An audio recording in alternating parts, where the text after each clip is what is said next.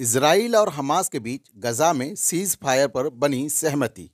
Nation इन्फोहब के इस खबर में आपका स्वागत है। इजराइल और हमास के बीच 7 अक्टूबर 2023 से ही जंग हो रही है।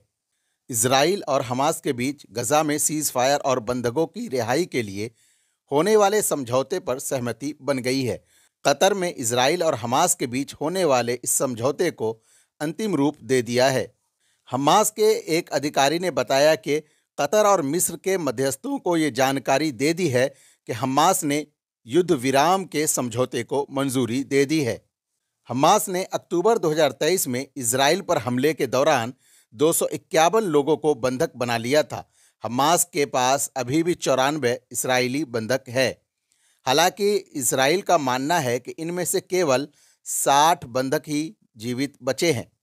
इसके जवाब में इजराइल ने हमास के खिलाफ गजा में सैन्य आक्रमण शुरू कर दिया था।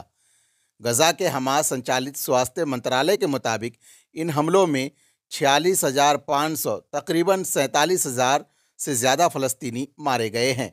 गजा युद्ध विराम, जंग तो थमेगी, पर क्या दोनों पक्षों के बीच विवाद सुलझेगा? चलिए जानते हैं डिटेल में।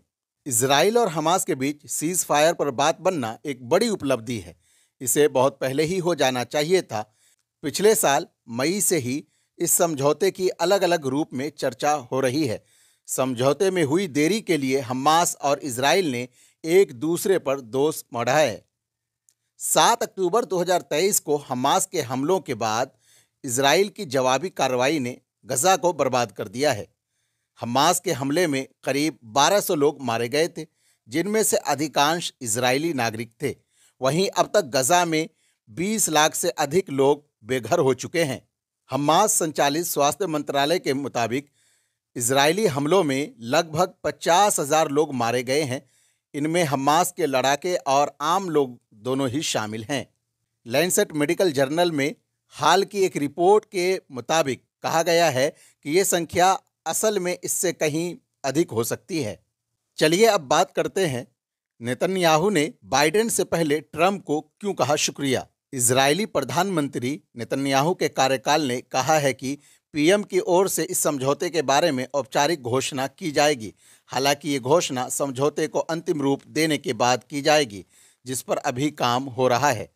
हालांकि इजरायली पीएम की ओर से इस बयान से पहले ही नेतन्याहू ने अमेरिका के नवनिर्वाचित राष्ट्रपति डोनाल्ड ट्रंप और राष्ट्रपति जो बाइडेन दोनों को फ़ोन पर समझौता करवाने के लिए शुक्रिया कहा। दिलचस्प ये है कि नेतन्याहू ने अमेरिका के मौजूदा राष्ट्रपति से पहले डोनाल्ड ट्रंप को फ़ोन किया, जो 20 जनवरी को राष्ट्रपति पद संभालेंगे।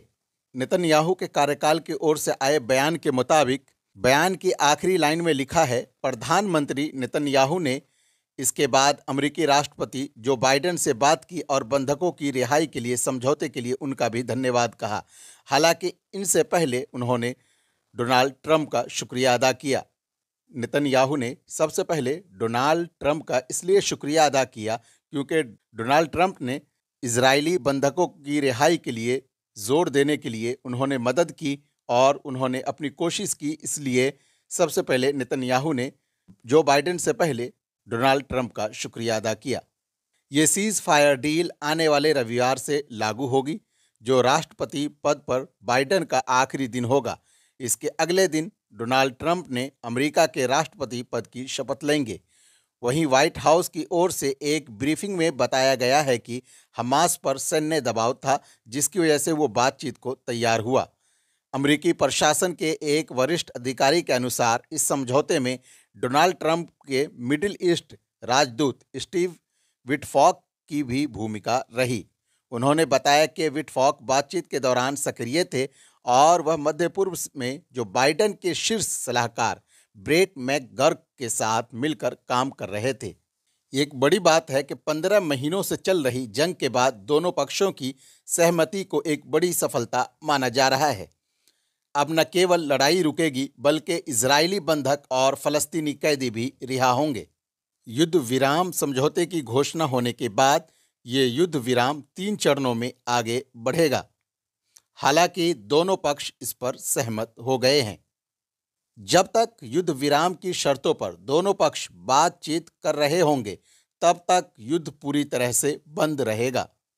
आज की इस वीडियो में बस इतना ही। ये वीडियो आपको कैसी लगी नीचे कमेंट में लिखकर बताएं और आप इस युद्ध विराम को कैसे देखते हैं वो भी नीचे कमेंट सेक्शन में लिखना ना भूलें। Thanks for watching nation info hub.